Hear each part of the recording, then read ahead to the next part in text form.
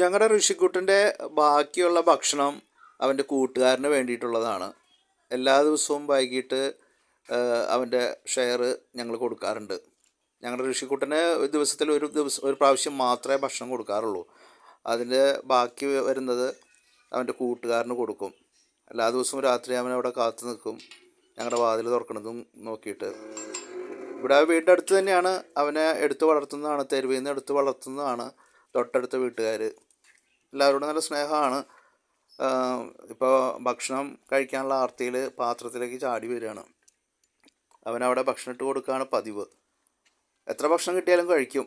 നല്ല വിശപ്പുള്ളവനാണ്, നല്ല സ്നേഹമുള്ളവനാണ് കേട്ടോ. അവന് ഋഷി കഴിച്ചതിൻ്റെ ബാക്കി കുറച്ചും കൂടെ ഉണ്ട് വേറൊരു പാത്രത്തിൽ. അവനത് നല്ല രസമായിട്ട് കഴിക്കും, ഒരു വറ്റ് ബാക്കി വയ്ക്കാതെ. അവനെ വളർത്തുന്നവർ നന്നായി നോക്കുന്നവരാണ് കേട്ടോ. പക്ഷേ വിശപ്പ് കൂടുതലാണ്.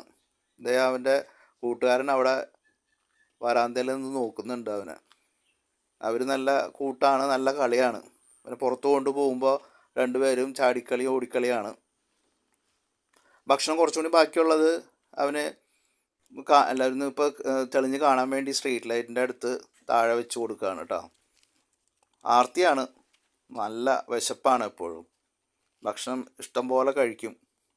അതിന് പച്ചക്കറി ആയാലും കുഴപ്പമില്ല, എന്തായാലും കുഴപ്പമില്ല. നല്ല സ്നേഹമുള്ളവനാണ്. കാണുമ്പോൾ ഒരു ഭീകരനാണെന്ന് തോന്നുമെങ്കിലും ഇവിടെയുള്ള എല്ലാവരുമായിട്ട് നല്ല കൂട്ടാണ്.